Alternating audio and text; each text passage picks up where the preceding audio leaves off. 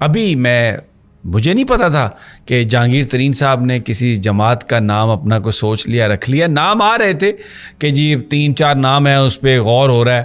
ابھی جب میں آ رہا تھا تو ادھر اسلام آباد میں ہمارے جو مارکیٹ ہے نیچے، تو اس میں چند لوگ مجھ سے ملے، السلام علیکم. وعلیکم السلام. ایک دوسرے کو دعائیں دیں، شکر الحمدللہ آپ بھی ٹھیک ہیں، آپ بھی ٹھیک ہیں.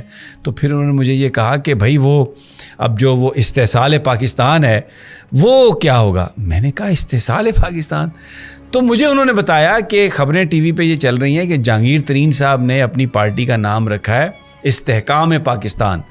تو ان نوجوانوں کے نزدیک یہ کوئی استحکام پاکستان کی کوئی کہانی نہیں ہے. جو لوگ اکٹھے ہوئے ہیں وہاں پر، انہوں نے یہ ساری کہانی بٹریل کی ہے.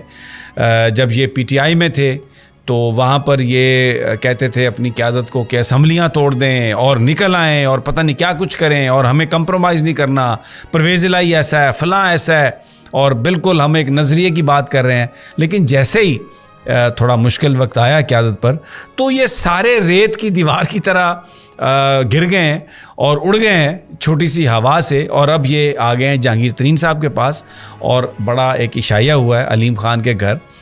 وہاں پر علیم خان صاحب کے بارے میں یہ کہا جا رہا ہے کہ وہ پارٹی کے صدر ہوں گے، اور جہانگیر ترین صاحب جو ہیں وہ بھی صدر بنیں گے پارٹی کے.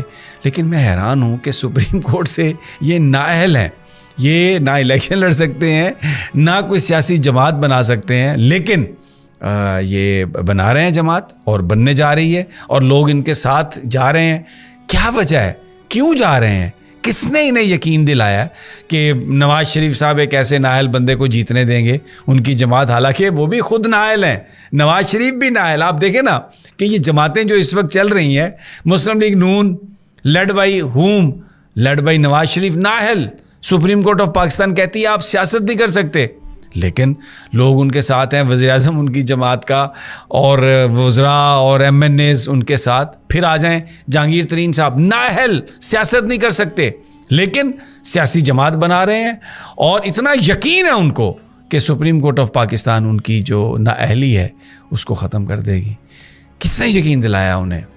کیا نواز شریف صاحب؟ مطلب میں حیران ہوں کہ وہ جو 100 سے زیادہ امیدوار جن کو پی ٹی آئی کے ٹکٹ مل چکے تھے اور پرانے وہ جہانگیر ترین کے ساتھی، وہ سارے کے سارے ان کے ساتھ مل رہے ہیں اور وہ نااہل ہیں ابھی.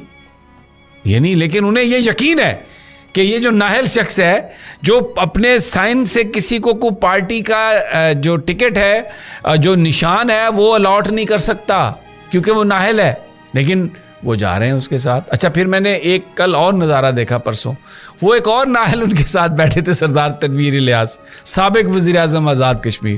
وہ کہتے ہیں میرے ساتھ کو پتہ نہیں کتنے ایم ایل ایز ہیں، پتہ نہیں 14 15 16 ایم ایل ایز ہیں میرے ساتھ کشمیر کے، اور میں آ رہا ہوں آپ کے ساتھ. تو وہ دونوں نااہل جو ہیں سامنے بیٹھے ہوئے تھے، ٹی وی پہ چل رہا تھا اور وہ پالیٹکس کی بات کر رہے ہیں اور نااہل ہیں، لیکن لوگ ان کے ساتھ جا رہے ہیں. بہرحال انہوں نے اگر نام اپنا رکھا استحکام پاکستان، تو میں آپ کو یہ بتا رہا ہوں کہ آج مجھے اسلام آباد میں لوگوں نے کہا کہ یہ استحصال پاکستان ہے. یہ لوگ پاکستان کا استحصال کریں گے، مال لوٹیں گے، پیسے بنائیں گے، اور پاکستان کے لیے کوئی خیر کی خبر نہیں ہے. یہ تو سارے جو پروجیکٹ ہیں نا، پروجیکٹ جہانگیر ترین، وہ دوسرے بھی ان کے ساتھ، ایک اور ساتھی جو ہاشم ڈوگر کے ساتھ تھے، وہ بھی راس صاحب بھی ان کے ساتھ آ گئے ہیں. تو یہ پروجیکٹ راس یہ بھی بالکل یہ ٹھس ہو گیا. پروجیکٹ علیم خان یہ بھی ٹھس ہے. تو اب